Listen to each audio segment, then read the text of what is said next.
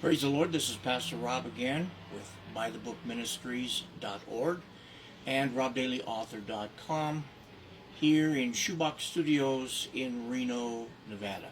We've been talking about the difference between three-dimensional and two-dimensional. And even though they're not spiritual terms that you find in the Bible, nevertheless the reality of them and the accuracy of that terminology is indeed so. I have illustrations in the book of Ephesians chapter 3 verse 18.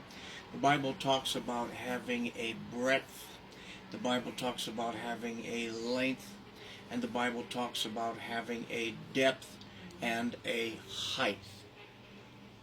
Now, when Adam fell from grace and sinned, he went from being three-dimensional to being two-dimensional, just like this illustration. Yes, he still had a breadth, yes, he still had a length, but he no longer had any depth or height concerning spiritual issues, concerning three-dimensional issues. The personage of God is three-dimensional. A man who is dead in his sin is two-dimensional. And although the Bible is full of examples of a three-dimensional God working with two-dimensional men, the reason Jesus of Nazareth came and suffered and died and paid the price that he did and was risen from the dead is so that men could return to a three-dimensional condition once again and not stay in a two-dimensional condition. Now, just like righteousness is similar to a two-edged sword. One edge refers to legality, the other edge refers to practicality.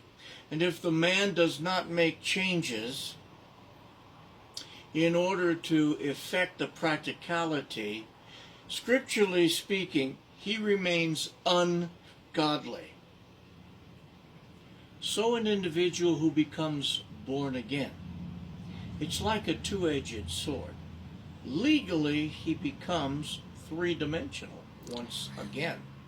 However, practically speaking, if he does not renew his mind, if he does not change the way that he speaks, his vocabulary, if he does not cleanse himself from all filthiness and spiritual defilement, he remains two-dimensional as far as the practicality of his being goes.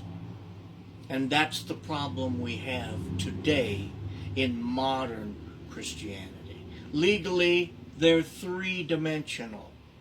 Practically speaking, they're still two-dimensional in the operation of their personage. So we'll be touching upon the differences in various applications as we're able to meet again. But thanks for a few minutes again on Sunday. I'm Pastor Rob. Aloha.